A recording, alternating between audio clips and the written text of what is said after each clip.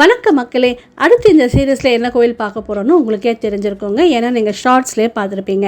நாங்கள் தான் எடிட் பண்ணி போட லேட் பண்ணிட்டோங்க. நடுவில் கூழெல்லாம் ஊற்றணுமாங்க. நல்லா ரெஸ்ட் எடுத்துகிட்டு இப்போ தான் வாய்ஸ் ஓவரே கொடுக்குறேன். அதாவது அடுத்து நம்ம திருவாரூர் தியாகராஜ சுவாமிகள் கோயிலை தான் பார்க்க போகிறோம். அது மட்டும் இல்லாமல் இதே வீடியோவில் இன்னொரு இடத்துக்கும் போயிருக்கோம். அது உங்களுக்கு ஒரு பெரிய சஸ்பென்ஸாக இருக்கும். எப்பயும் போல் ஸ்கிப் பண்ணாமல் ஃபுல்லாக பார்த்து சப்போர்ட் பண்ணுங்கள். அதே மாதிரி புவனாஸ் கிரியேஷன்ஸையும் சப்ஸ்கிரைப் பண்ண மறந்துடாதீங்க. வாங்க வீடியோக்குள்ளே போகலாம்.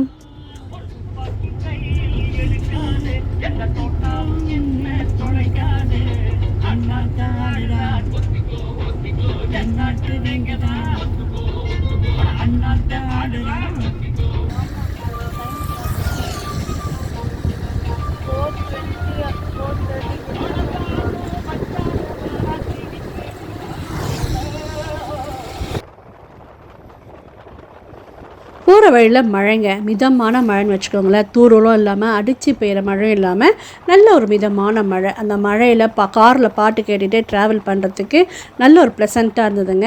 அது மட்டும் இல்லாமல் சுற்றி வயல்வெளிகள், மழையில் நனைஞ்சி அந்த வயல்களும் பச்சை பசேன்னு பார்க்கறதுக்கு கண்ணு குளிர்ச்சி அவ்வளோ சூப்பராக இருந்ததுங்க.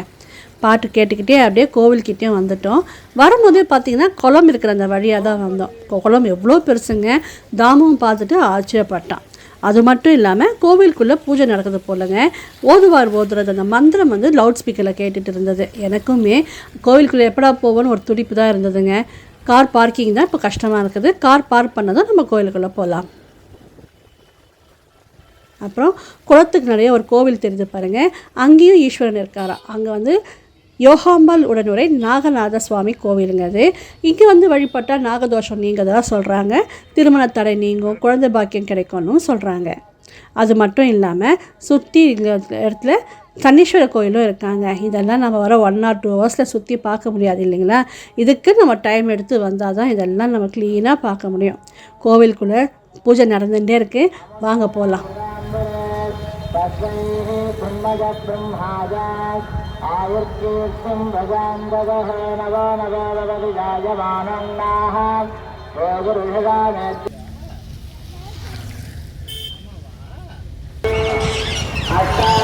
இப்போ எங்கே வந்திருக்கோன்னா திருவாரூர் கோயிலுக்கு தாங்க வந்திருக்கோம். இந்த கோயிலுக்கு நான் இதான் முதல் தடவை வந்திருக்கேங்க. உள்ளே ஈஸ்வரனை போய் தரிசனம் பண்ணிவிட்டு இந்த கதை என்னன்னு கேட்டுட்டு உங்களுக்கு சொல்கிறேன். நான் இதான் முதல் தடவை வந்திருக்கேங்க.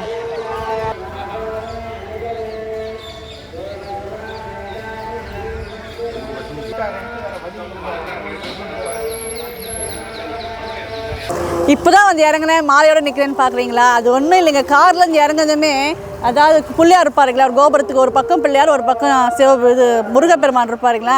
அந்த பிள்ளையார் கோயிலேருந்து ஐயர் வெளியே பிள்ளையாருக்கு அபிஷேகம் பண்ண போகிறார். 2 மாலை வாங்கி கொடுமான்னு சொன்னார். அவர் வாயால் கேட்ட பிறகு எப்படி முடியாதுன்னு சொல்ல முடியாதுங்க. போயிட்டு இங்கே மாலை வாங்கி கொடுத்தோம். அவர் என்ன பண்ணார், இப்போ தான் அபிஷேகம் பண்ண போகிறேன், காலைல ஊருக்கு போயிட்டு இருந்தேன், இப்போ தான் அலங்காரம் கழிச்சிட்டு அபிஷேகம் பண்ண போகிறேன்னு சொல்லிட்டு அவர் போட்டிருந்த மாலையை எடுத்து எங்கள் 2 பேரும் போட்டு விட்டுட்டாருங்க. இப்போ அபிஷேகம் பண்ண போகிறேன்னு சொன்னார். அவர் மேலே இந்த சந்தனமும் எடுத்து கொடுத்தாரு. நல்ல பெரிய பிள்ளையாருங்க. என்ன பாக்கியம் செஞ்சோன்னு தெரில, இது கிடச்சிருக்குது. நான் ஒரு வேண்டுதலோடு வந்திருக்கேன். அது நிறைவேறும்னு ஒரு நம்பிக்கை வந்திருக்குதுங்க. வாங்க உள்ளே போய் சாமி கும்பிட்டு வரலாம். இந்த ட்ரிப்பில் திருவாரூரில் இருக்கக்கூடிய தியாகராஜ சுவாமிகள் கோயிலுக்கு வரப்போகிறோம் அப்படின்னும் போது இந்த கோயிலை பற்றி தெரிஞ்சுக்கணும் அப்படின்னு ஆசைப்பட்டேங்க. எனக்கு தெரிஞ்சதெல்லாம் இந்த கோவிலோட தேர், ஆழி தேர் வரும்போது நியூஸில் காட்டுவாங்க. அப்புறம் அவ்வளோ பெரிய தேர் அசைஞ்சு வர்றதை பார்க்குறதுக்கு அழகாக இருக்கும். எவ்வளோ கூட்டங்க, அவ்வளோ பேரும் ஆரூரா தியாகேசா அப்படின்னு புகழும் போது பார்க்குறதுக்கே அவ்வளோ ஆச்சரியமாக இருந்ததுங்க. எவ்வளோ பக்தி, எவ்வளோ பாசம். நாமளும் வாழ்க்கையில் ஒரு தாட்டினாச்சும் இந்த கோயிலுக்கு வரமாட்டோமா அப்படின்னு எனக்கு ரொம்ப ஆசைங்க. இந்த ட்ரிப்பில் நிறைவேறதுல எனக்கு ரொம்ப சந்தோஷம். செவர் கலரில் இருக்கம்மா, நீ இந்த தூண் கலரில் இருக்க.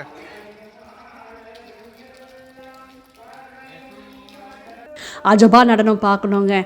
தியாகராஜரே திருவிழான் போது தான் வெளியே வருவாராம். திருவிழான் போதுலாம் அழைச்சிட்டு வருவாங்கலாம் எதிர்பார்க்க முடியாதுங்க. இதுவே கூட்டினது ஒரு பெரிய விஷயந்தான். அப்புறம் இந்த கோயிலை பற்றி நிறைய வீடியோஸ் பார்த்தேங்க. என்னென்னமோ சொல்கிறாங்க. நம்ம சிற்றறிவுக்கு அதெல்லாம் எட்டவே இல்லைங்க. 7 வித தலங்களில் தலைமையான இடம்னு சொன்னாங்க. அந்த கதை எனக்கு நல்லா புரிஞ்சதுங்க. இந்திரன் திருமால்கிட்ட இந்த திருமேனியை வாங்குறார், லிங்க திருமேனியை. முசுகுந்து ராஜன் இந்திரனுக்கு ஒரு ஹெல்ப் பண்ணும்போது இந்திரன் இதை பரிசாக கொடுக்குறாரு. அது மாதிரி கொடுக்கும்போது 7 லிங்கங்கள் இவர் கைக்கு வருது. அதில் உண்மையான தியாகராஜ மூர்த்தியை இங்கே அவர் பிரதிஷ்டை பண்ணியிருக்கிறாரு அப்படின்னு தெரிஞ்சுக்கிட்டேன். அப்புறம் அஜபா நடனம் அப்படின்றது வந்து திருமாலுடைய இதயத்தில் தான் இந்த லிங்கம் இருந்ததா. அவரோட மூச்சு காற்று இழுத்து விடும்போது இந்த லிங்கம் வந்து மேலும் கீழும் போய் வருமா. அந்த நடனம் தான் இங்கேயும் ஆடுறதா சொல்கிறாங்க.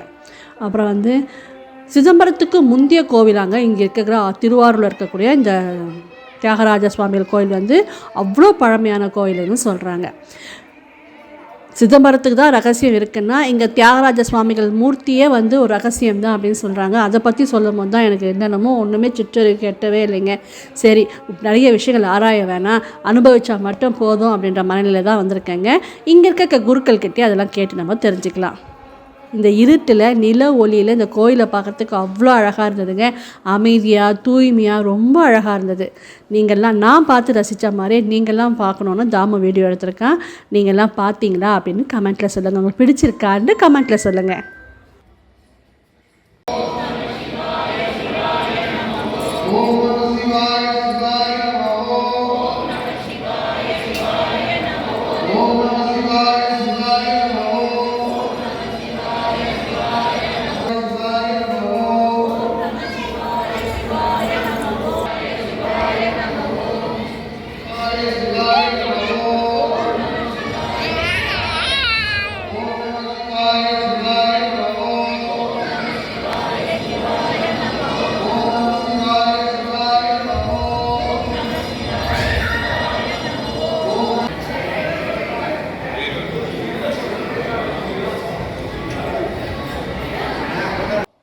இந்த கோயிலில் நம்ம கட்டை விரல் சைஸில் இருக்கக்கூடிய விநாயகர், நெல்லிக்காய் விநாயகர்ன்றாங்க மேலே போட்டிருக்குங்க. இந்த சைஸில் இருக்கக்கூடிய விநாயகரை தரிசனம் பண்ணோம். பிரம்மாண்டமான விநாயகர் சன்னதிகளையும் பார்த்தோம். அது மட்டும் இல்லாமல் இந்த கோயில்கள் சிறப்புக்களை இன்னொன்று என்னென்னு பார்த்தீங்கன்னா, நவகிரகங்கள் நேர்கோட்டில் இருக்கிற மாதிரியான அமைப்பு இருக்குங்க. அதனால் இங்கே வந்து நம்ம சுவாமி கும்பிட்டோம்னா நவகிரக தோஷம் நம்ம அணுகாது அப்படின்னு சொல்கிறாங்க. நீங்களும் பாருங்களேன். விமோச்சனர், அந்த திருச்செந்தூரில் வந்து வின விமோச்சனர், இது குண விமோச்சனர். ஆரூரா தியாகேசான்னு எல்லாரும் அன்பாக அழைக்கக்கூடிய இந்த திருவாரூரில் பிறந்தாலே முக்தி இல்லைங்க, பெயர் சொன்னாலே முக்தின்னு சொல்லுவாங்க. இந்த கோவிலில் 9 ராஜகோபுரங்கள், 80 விமானங்கள் மற்றும் 13 பெரிய மண்டபங்கள் இருக்கக்கூடிய மிகப்பெரிய கோவிலுங்க. அது மட்டும் இல்லாமல் இங்கே நம்ம வருடம் முழுவதும் வழிபடுறதுக்கு தோதா 365 லிங்க திருமேனிகளும் இருக்கான். அவங்க மட்டும் இல்லாமல் பிள்ளையார் சன்னதிகளும் நிறைய இருக்குங்க. அந்தளவுக்கு மிகப்பெரிய கோவில். இங்கே இருக்கக்கூடிய மூலவர் பெயர் பார்த்திங்கன்னா வன்மிகிநாதர் புற்றிடம் கொண்டார்னு அழைக்கப்படுறாரு. அம்மனுடைய பெயர் கமலாம்பாள் மற்றும் நீலோத் பாலாம்பாள் தனித்தனி சன்னதிகளை அருள்பாலிக்கிறாங்க.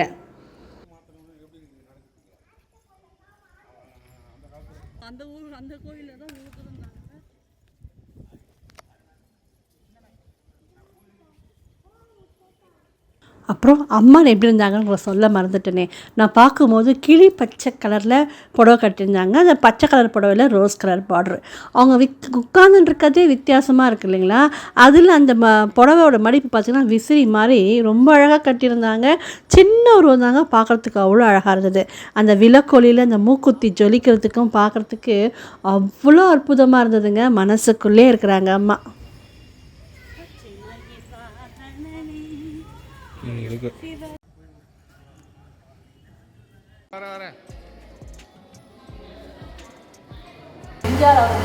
கடைசி கையெழுத்து இந்த கோயிலுக்கான இதுதான் பண்ணாங்கன்ட்டு அப்பா சொல்லிட்டு அவர்கிட்ட சொன்னேன்.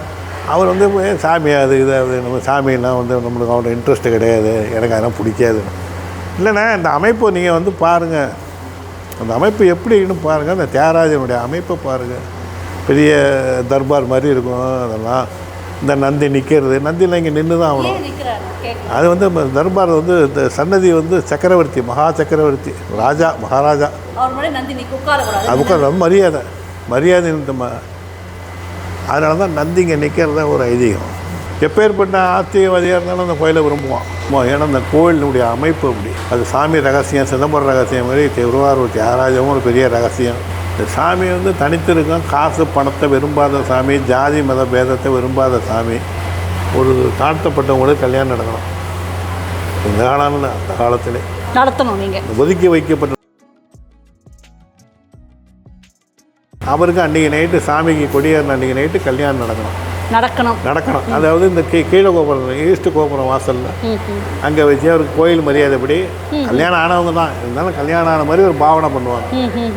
பண்ணி அதுக்கு என்ன கல்யாணத்துக்கு உள்ள இதை சாப்பாடு பண்ணலாம் அதெல்லாம் நடக்கும். அதாவது யாருக்கு நடக்கணும்னா ஜாதி மதம் இல்லைன்னா அதாவது கோயிலுக்கு வந்து சுவாமியெல்லாம் தரிசனம் பண்ணிட்டோங்க. வந்த நேரம் பார்த்தீங்கன்னா ஆராதனை நடந்திருந்தது.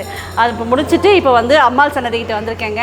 இந்த கோயிலை பற்றி எனக்கு அவ்வளோ தெரியாதுங்க, சுவாமிகளுக்கிட்டே கேட்கலான் இருக்கேன். அவர் சொல்வார், நீங்கள் கேளுங்க.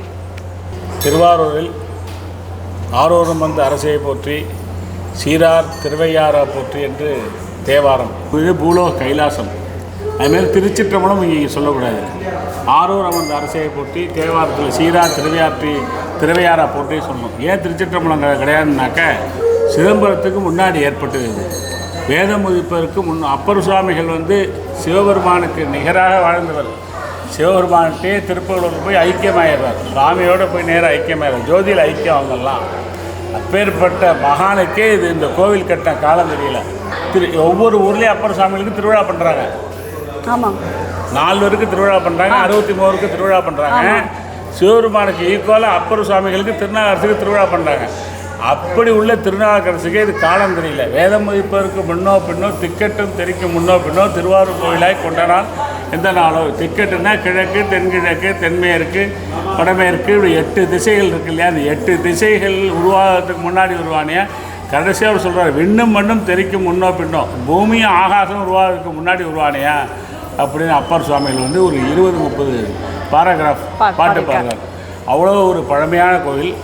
51 சக்தி பீடத்துக்கு முன்னாடி ஏற்பட்டது. ஆதிசக்தி, சிவசக்தி, ஆதிசக்தி சக்தி பீடம் உருவாகிறதுக்கு முன்னாடி ஒரு முதல்ல உலகத்தில் வந்து பூலோகத்தில் வல்மீனார் கமலாம்பல் தான் உருவானது. அவ்வளோ பழமையான கோயில். மகாராணி இதுதான். மகாராணிங்கிறதுக்கு ஒரு உதாரணம், ஒரு உருவ அமைப்பு இருக்கணும். அந்த அமைப்பு இங்கே பார்க்கலாம். கையை வந்து இடுப்பில் வச்சுருக்கோம். கையை இடுப்பில் வச்சு வலது கையில் நீலோத்பல பூ இருக்கும். மகாராக்கி சீக்கொண்டு மகாராணி. மகாராணிங்கிறதுக்கு உதாரணத்துக்கு வந்து இந்த அம்பாள் அவ்வளோ ஒரு விசேஷமான அம்பாள். 51 சக்தி விழுப்புரம். இதெல்லாம் ஒரு மிக சிறப்பு. தியாகராஜா சுவாமிகள் பற்றி சொல்லலையே, அம்மாவார் 18 ஊர் இந்த ஊருக்கு. இந்த ஊருக்கு பேர் 18 பேர் இந்த ஊருக்கு. பூலோகம், கைலாசம் இப்படின்னு 18 பேர் இந்த ஊருக்கு பேர். ஒவ்வொருடைய ஜீவராசியுடைய சுவாச நிஸ்வாசம், இந்த மூச்சு காற்று இருக்கு இல்லையா, அந்த மூச்சு காற்றே தியாகராஜா தான். ஆக ஒவ்வொரு ஜீவன்களும் தியாகராஜா தரிசனம் பண்ணாமல் இருக்கக்கூடாது. அதாவது டாப்பு மூளை ஆகாசம் வந்து சிதம்பரம். நம்ம ஓடுற சுவாசம் மூச்சு காற்று வந்து தியாகராஜா. அதனால் இந்த மூச்சு காற்று தத்துவத்தில் தான் சுவாமி ஆடுறார். ஆகையினால தியாகராஜா வந்து அவசியம் தரிசனம் பண்ணி ரொம்ப ஒரு சிறப்பு. எல்லா ஊர்லேயும் சிவன் கோயிலும் பெருமாள் கோயிலும் பக்கத்தில் இருக்கும். இங்கே சிவ வைணவ ஐக்கியம். எல்லா ஊர்லேயும் சிவபெருமானை பூஜை பண்ணும்பொழுது அம்பாளை நம்ம பாவித்து பூஜை பண்ணணும். இங்கே மட்டும்தான் நாராயணராக பாவித்து மகாவிஷ்ணுவை பாவித்து பூஜை பண்ணுறது, சாயர்ச்சை பண்ணுறது திருவாரூரில் மட்டும்தான். ரொம்ப தேங்க்ஸ். சக்தி யார்?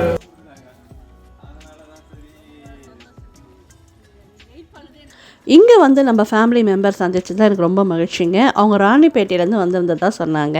அவங்களும் நிறைய ஆன்மீக சுற்றுலா போவாங்களாங்க. அதுவும் பட்ஜெட் ஃப்ரெண்ட்லியாக போவேன் அப்படின்றதெல்லாம் சொல்லிட்டு இருந்தாருங்க. கோயிலுக்குள்ளே நுழையும் போதும் ஒரு சிலர் பார்த்தாங்க. அவங்களுமே நம்மளை விசாரித்தாங்க. இவ்வளோ தூரம் வந்து நம்ம ஃபேமிலி மெம்பரை சந்தித்ததில் எனக்கு ரொம்ப சந்தோஷமாக இருந்ததுங்க.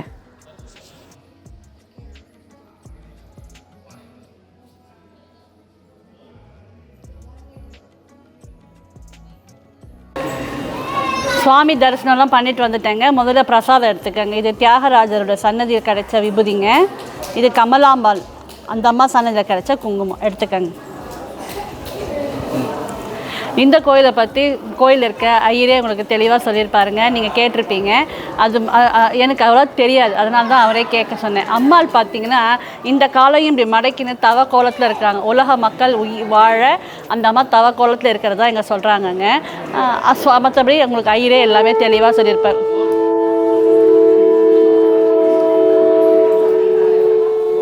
இந்த கோயிலில் தியாகராஜர் வந்து உங்களுக்கு தர்பார் கோலத்தில் காட்சி கொடுக்குறாருங்க. அதனால் இங்கே ஒரு அதிசயம் நான் என்ன பார்த்தேன்னா, நந்தியம் பெருமாள் வந்து நின்றுட்டுருக்கார். ஏன் நின்றுட்டுருக்காருன்னு அவரை கேட்டேங்க.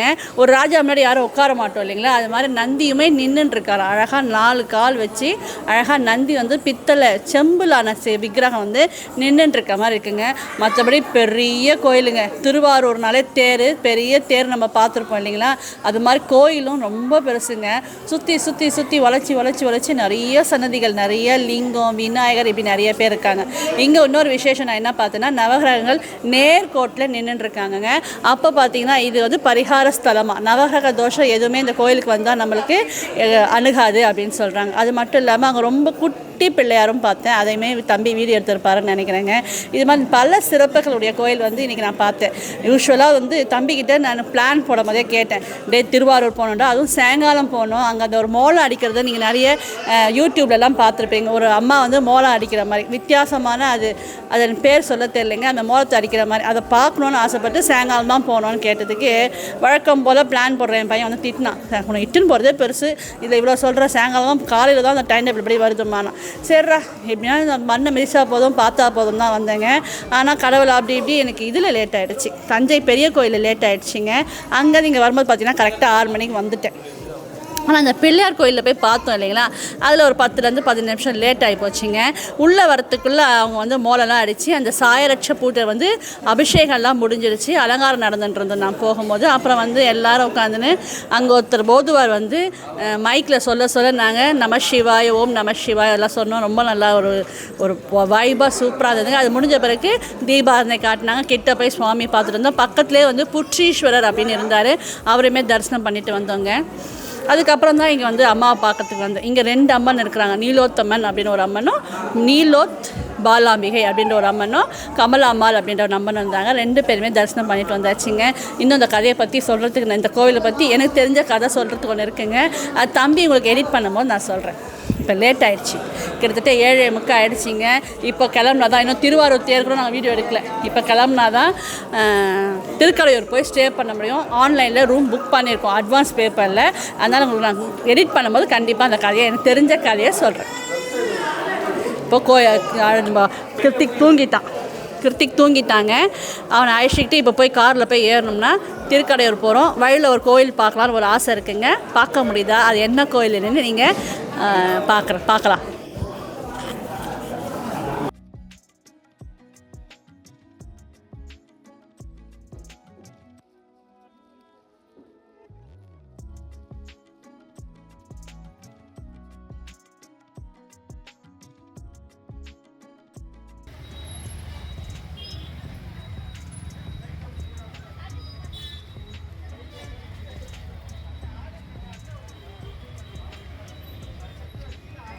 இப்போ நம்ம நாகப்பட்டினம் மாவட்டத்தில் நாகூர் கடைத்தெருவில் தான் நடந்துட்டுருக்கோம். வழியேற குட்டி குட்டி கடைங்க, அதுவும் நிறையா டேட்ஸ் கடைங்க பார்த்தோம். தூரத்தில் ஒரு கோபுரம் வித்தியாசமாக தெரியுது பாருங்கள். என்னன்னு கண்டுபிடிச்சிங்களா? ஷார்ட்ஸில் பார்த்துருப்பீங்களே, ஆமாங்க, நாகூர் தர்காவுக்கு தான் வந்திருக்கோம். வாங்க உள்ளே போய் பார்க்கலாம். தூரத்தில் உயரமாக கோபுரம் மாதிரி தெரியுது இல்லைங்களா, இது இவங்க வந்து மினரா அப்படின்னு சொல்கிறாங்க. நான் கரெக்டாக ப்ரொனவுன்ஸ் பண்ணுறேன்னா இல்லையான்னு தெரிஞ்சவங்க யாருன்னா கமெண்ட்டில் சொல்லுங்கள். நாகூர் தர்காவில் மொத்தம் 5 கோபுரங்கள் இருக்குங்க. அதில் உயரமானது பார்த்திங்கன்னா 131 அடி. இதை வந்து மராட்டிய மன்னர் பிரதாப் சிங் தான் கட்டி கொடுத்தாராம். அவர் ஒரு இந்து அப்படின்றது மிக குறிப்பிடணுங்க. நம்ம அந்த காலத்துலேருந்தே இந்த ஊரில் இந்துக்களும் இஸ்லாமியர்களும் ரொம்ப ஒற்றுமையாக இருந்திருக்கிறாங்க. இந்த கோபுரத்தில் விழா நாட்களில் விளக்கேற்றுவாங்க. அது பார்க்குறதுக்கு ரொம்ப அழகாக இருக்குங்க. நம்ம இந்துக்களுக்கு பார்த்திங்கன்னா, நம்ம வாழ்நாளில் ஒரு நாளாச்சும் திருப்பதி போகணும், திருச்செந்தூர் போய் முருகரை தரிசனம் பண்ணணுன்னு ஆசைப்படுவோம் இல்லைங்களா. அது மாதிரி இஸ்லாமியர்களுக்கு நாகூர் தர்காவுக்கு வரணும்னு ஆசைப்படுவாங்கன்னு நான் நினைக்கிறேங்க. அங்கே இருக்க கடைக்காரங்கிட்ட கேட்டேன். நாங்கள் வரும்போதே மணி 9 இருக்கோங்க. அப்பயே நிறைய பேர் வந்துட்டு இருந்தாங்க. எத்தனை மணி வரணும் இந்த தர்கா திறந்துருக்கோன்னு கேட்டதுக்கு அவங்க வந்து 10 மணி வரலும் திறந்துருக்கோம், வெள்ளிக்கிழமைகளில் கூடுதலான நேரம் திறந்துருக்கோன்னு சொன்னாங்க.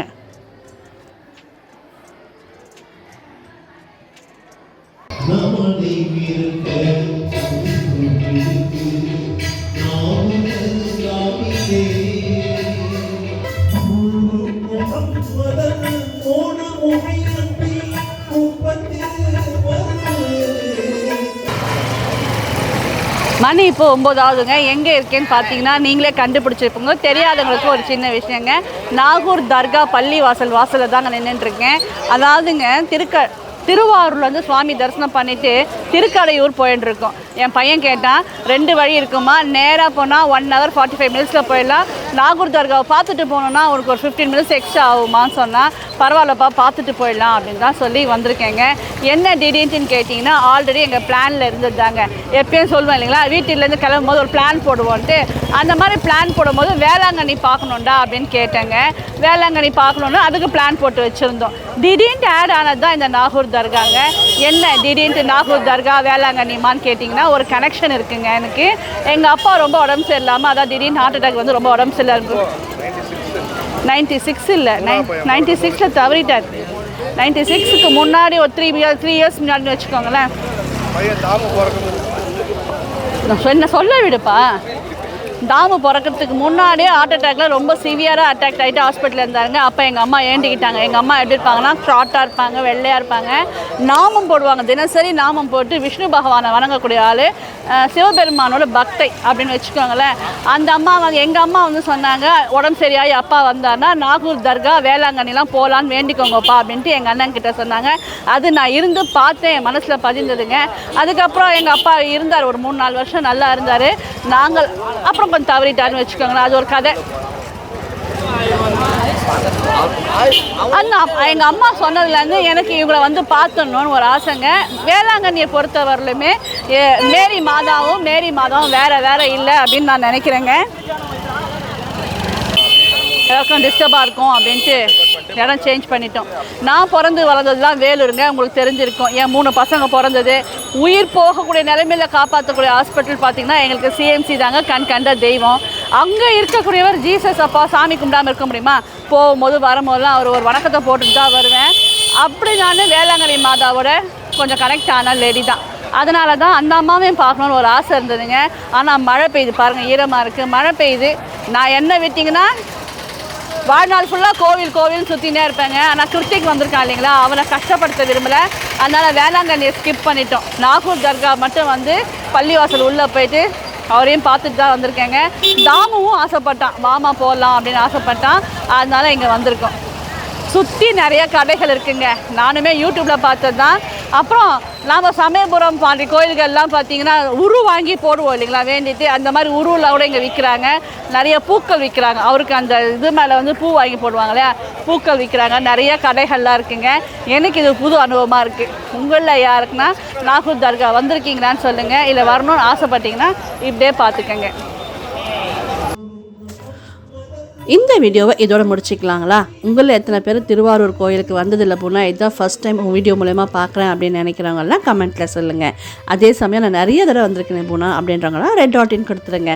அடுத்து நம்ம திருக்கடையூரில் சந்திக்கலாம். தேங்க்ஸ் ஃபார் வாட்சிங். பாய்.